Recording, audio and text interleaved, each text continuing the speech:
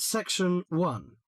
In this section, you'll hear a conversation between David and Claudia about their holiday trip.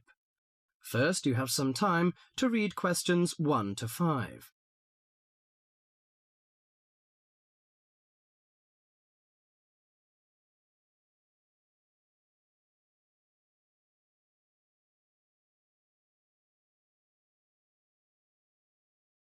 Now listen to the conversation and answer questions 1 to 5. Well, Claudia, our first semester at university is almost over. I can't wait for the holidays. Oh, me too. Why don't we go somewhere far away and forget about lectures and essays and all that hard work? Sounds good to me. How about if we go to the coast? It would be great to do some swimming and surfing. The coast would be good, but let's look at our other options. There are the mountains. They're nice and cool at this time of year. There's also the desert, which I really enjoyed last year. What about going to Sydney? I've never been there, and they say it's a great city to visit. Well, I agree. Sydney would be good, but there are too many tourists there at this time of year, and I'd rather get away from buildings and cars. I vote for the mountains. All right, then, let's do that. Now, we have to decide where we're going to stay and how we're going to get there. Any suggestions? Well, for places to stay, there are the usual places, motels, hotels, and youth hostels. We can go camping too. I'm afraid I'm not a very good camper. I tend to feel a bit frightened sleeping outdoors. All right, we'll forget about camping. So, what do you prefer? Well, since neither of us has a lot of money, I don't think a hotel or motel would be possible. How about a youth hostel? Oh, I'd rather not go to a youth hostel. They're cramped and noisy, and the person in the bed next to you might be a snorer. No, I think we should find a small holiday house to rent, and if we get a few more friends to join us, it will be really cheap. Okay. You know, it's the first time for me to travel to the mountains. What do you suggest to take? Mosquito net, I guess. Mosquito net is useful, but I don't want to add more weight to our luggage. So the insect repellent can do, I think. Besides, aspirins are necessary and some cold cure, in case we feel sick or something like this. Do you think we need binoculars and a camera? Well, it would be a good idea to take binoculars. As to a camera, I'm not very for it. I'd rather record the scenes in my mind. You're right. What about the money? How much do you think is enough, and how we should take it? I've learned from a friend about the cost. He told me that they spent about $480 for 1 week's tour, so I think $500 would be enough. We may need over $300 for the house. Have you got any traveller's checks? No, I haven't, but I've got a credit card and a saving card. Then take the credit cards with us. It would be more convenient to pay the house fees with a credit card.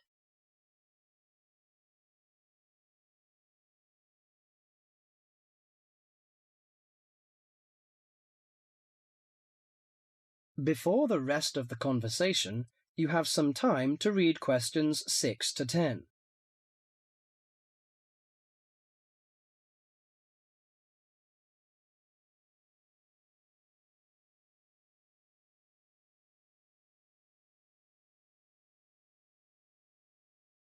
Now listen carefully to the rest of the conversation and answer questions 6 to 10. Oh, I nearly forgot the date.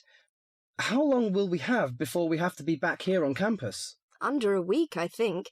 We'll leave on the 14th of April and come back on the 21st, because you know we'll start to study on the 22nd. Do you know the definite locations of some holiday houses? I suppose it would be nice if we book in advance. Yes. Look at this brochure here. It says that there are several holiday houses near the mountains. I prefer the one near the woods. It's situated right across the road from the rainforest park. That sounds good. We can easily go to the rainforest park then. Do you know what else we can do there besides visiting the park? I know that many people go there for bushwalking, but you need a good pair of walking boots, of course. Are there any dangers in the bushes? I'm a little frightened. In fact, there's no need to be nervous of the bushes, provided that you treat it with respect and common sense. Most of the animals and wildlife are gentle and harmless. There are venomous snakes to be aware of, but really they're much more frightened of you than you are of them. The other thing is that certain plants can cause irritation if you touch them with bare skin. I see. Well, I can't wait for the coming holiday. That is the end of section 1.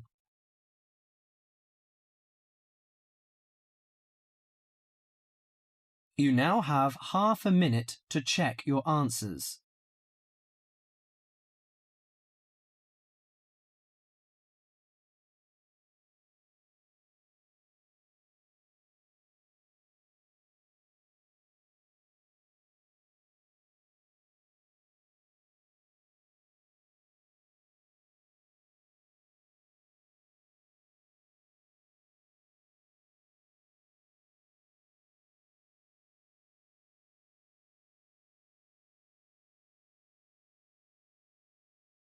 Now turn to Section 2.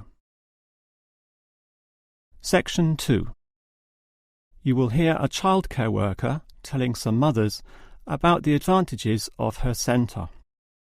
First, you have some time to look at questions 11 to 16. Now listen carefully and answer questions 11 to 16. Hello everyone, and welcome to the Stanfield Childcare Centre. Now I know you're all new mothers and you like to cling to your children. You've certainly spent a lot of time raising them to the age of 4 and are perhaps reluctant to leave them here at our centre. Well, one of the first things you should understand is that here it is safe. Very safe. Look around and you'll see that every room has padded walls. Other centres have standard painted walls, but here we have invested a lot to ensure your children will not hurt themselves when running around and possibly tripping over. This padding extends around all corners. That is, the areas most likely to bruise and cut your active little child. So, you can rest assured that any accidents of a physical nature are not likely to happen here. Now, you don't want to dump your child at this centre and let them waste their time. You want them to learn, and that's one of the greatest assets of our establishment. Our staff are not only trained childcare workers, but all of them have a special skill which they can impart to your child. Whether it be teaching the ABC, some basic mathematics, artistic skills, or physical education. We are particularly known for our preschool literacy program and have a wealth of learning toys specially designed to develop your child's potential. Of course, one concern many mothers have is that, in environments such as these, colds and flus and other viral nasties can be easily spread around. It's a very legitimate concern, and one which we take seriously, and we pride ourselves on our precautions. For a start, unlike most centres which clean with standard detergents, we disinfect every service at the end of every day, using a special disinfectant wash. Some places just wipe surfaces daily with a damp cloth, but not us, and that's just the start. We also physically check your children when they arrive every day, and if we feel your child is sick, we ask him or her to wear a face mask to ensure germs are not transmitted. If your child is noticeably sick, then we ask you to take them back home to recover. This might sound a little unkind, but we hope parents can understand that these measures are for the benefit of all. Before you hear the rest of the talk, you have some time to look at questions 17 to 20.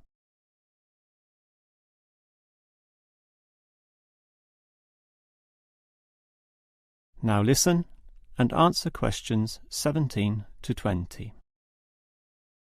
Now at Stanfield Childcare Centre, we have excellent childcare officers. And let me briefly introduce them. We have Susan, Andrea, Bella, Kathy, Lisa, and Liz. They're all fully trained and come with some individual assets which make them even better. Bella, for instance, knows children very well, having worked here for 5 years, and Kathy has her own family, 2 little girls, so she can talk to you with first-hand knowledge of what it's really like to raise children. But getting back to Bella, she often relaxes here after work, spending long hours chatting to parents, as does Kathy, in fact. But in terms of hours, nothing can compare to Andrea, who will sometimes spend the night here, staying in our overnight room. Why? Because this centre is very friendly and simply a great place to be. Bella, for example, used to be quite shy herself, but now is marvellous with the little kiddies, as outgoing as any of them. We let Kathy, though, deal with the particularly quiet and introverted children, since having her own family, she knows what can really bring them out. Of course, what better way to do this than with yummy homemade cakes, and Kathy often gets these from Bella, who can make some of the best in town. Yes, everyone here brings something special, which is why we're one of the best childcare centres in the business. That is the end of section 2. You now have half a minute to check your answers.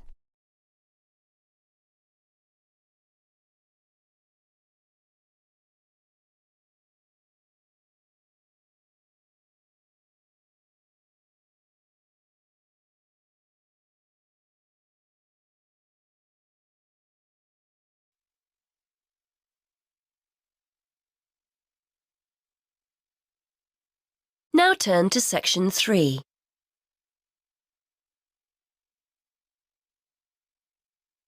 Section 3. You will hear a conversation between a university tutor and a student about a jobs fair. First, you have some time to look at questions 21 to 23.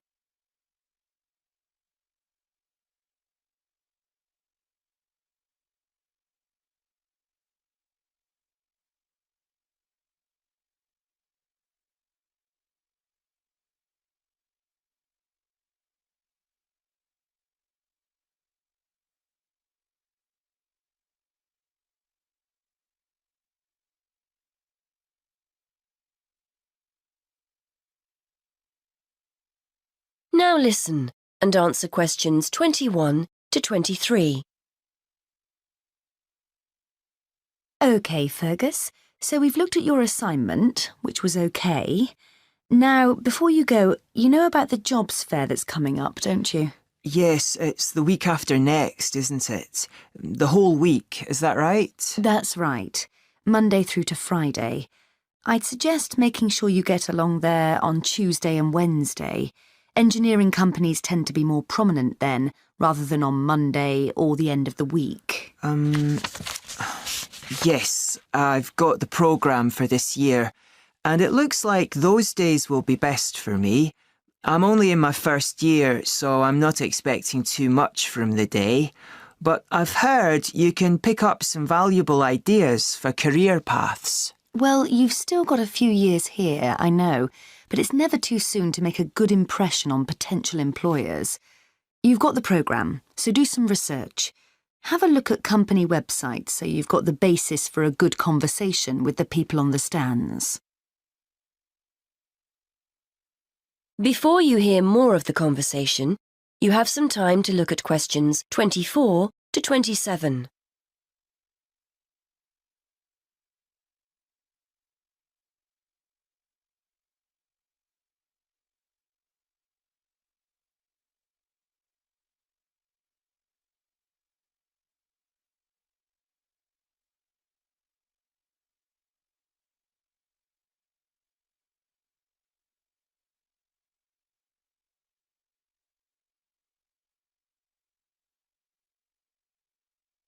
Now listen and answer questions 24 to 27.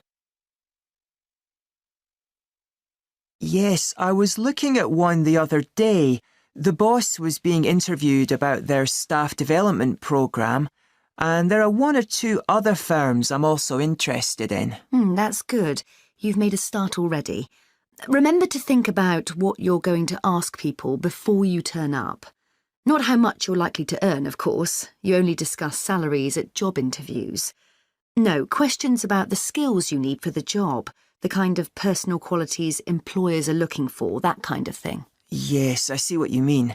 It's best to go prepared and make the most of the opportunities. And I'm sure you don't need telling that it's a good idea to dress correctly for the event. You need to give off a professional air. Well, I won't be buying anything special for the occasion, that's for sure.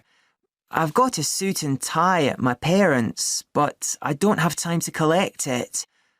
I'll make an effort, though. A nice pair of trousers and a jacket. Nothing too formal. I'm sure you'll look the part. By the way, you'll often find companies have more than one representative. Maybe someone from marketing handing out free gifts, someone who'll explain the interview process, an ex-student who now works for them, that kind of thing. Try and direct your questions towards the best person. Yes, that's a good idea. I'd certainly be keen to talk to any ex-students that are around. Before you hear the rest of the conversation, you have some time to look at questions 28 to 30.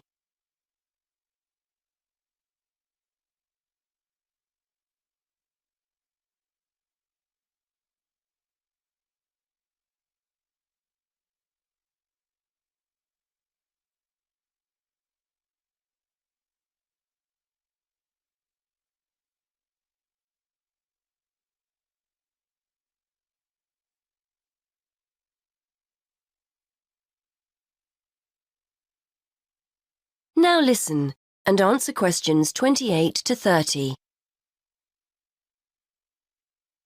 I'm sure you'll find the whole thing really useful. It's important to go to these events, and we always get great feedback from students who've attended. As long as you go with the right expectations. It's unlikely you'll come away with the promise of a job, of course. It's more about discovering what companies are looking for in potential employees. Yes. Plus, they're a great opportunity to practice things like networking, meeting new people, talking about yourself and what you do. Do you know what I mean? Definitely, yes. There will be several high-profile companies in the engineering sector, and you'll have the chance to get to know some useful people. If they give you their card or contact information, make sure you keep it safe. It's a sign they like you and want to keep in touch. That is the end of section 3. You now have half a minute to check your answers.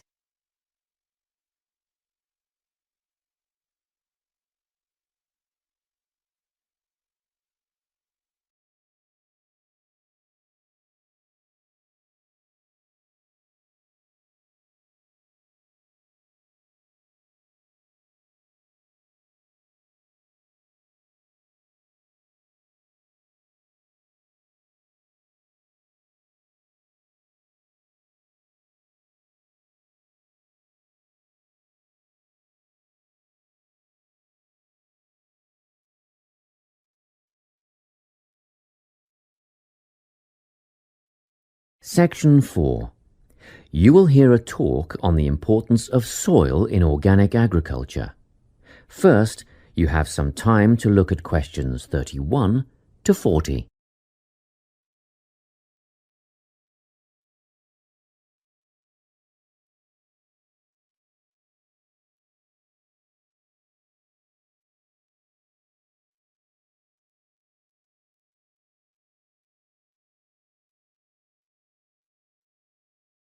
Listen carefully and answer questions 31 to 40.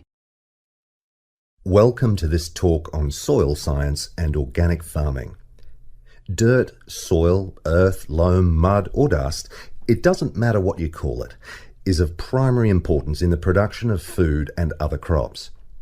Most people think of it just as a substrate or medium in which plants grow, but it's more than that. It's actually a living entity. Or it should be if it's healthy, and human health is affected by the health of the soil. Healthy, living soil is literally crawling with life. There are the obvious earthworms, which burrow in the soil and help to aerate and improve it, beetles and other hard-backed insects, and various invertebrates like centipedes. Then there are fungi and bacteria, also living forms. Healthy soil needs food, air, and water to help plants grow. And the more nutrients in plants, the more available for humans and livestock. It stands to reason, therefore, that plants grown in poor soil will have few nutrients to pass on to the consumer, whose well-being will be worse off over the long term. So, where do plants get their nourishment? Most of it comes from the soil. Some nutrients are made up of minerals from the earth, while others come from dead plant and animal matter, which is broken down over time by the living insects and other organisms in the soil.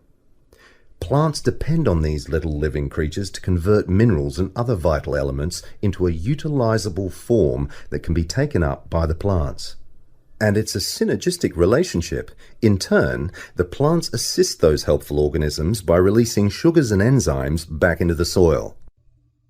Before I go any further, let's take a look at the structure of soil.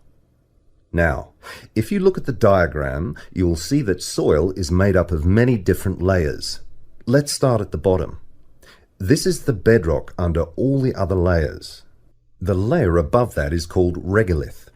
Here, the bedrock is slightly broken up, but plant roots don't penetrate this layer. Moving up the chart to the next layer, we come to the subsoil, which contains clay and mineral deposits. On top of that is the alluviation or leaching layer. This is quite light in colour and is mostly just sand and silt. As we get near the surface, we find the topsoil. You will hear a lot of talk about topsoil amongst farmers and other agriculturalists. It's the most important layer of all because it's where seeds germinate and roots grow. Now, at the top of the chart, you will see a comparatively thin layer. This is organic matter that is still in the process of decomposition. It mostly consists of leaf litter and humus. Just think of the surface of the forest floor, partly decayed leaves and twigs, that sort of thing. As you can imagine, good soil forms very slowly over time, but it can be lost very rapidly through erosion. And, in addition, soil quality can be affected by pollution due to anything from industrial waste to the artificial fertilizers used by conventional farmers, which have been shown to suppress the diverse life forms in the soil. This is why organic agriculture is the way of the future. Let's take a quick look at the conventional system, which is often based on monoculture, the production of a single large crop.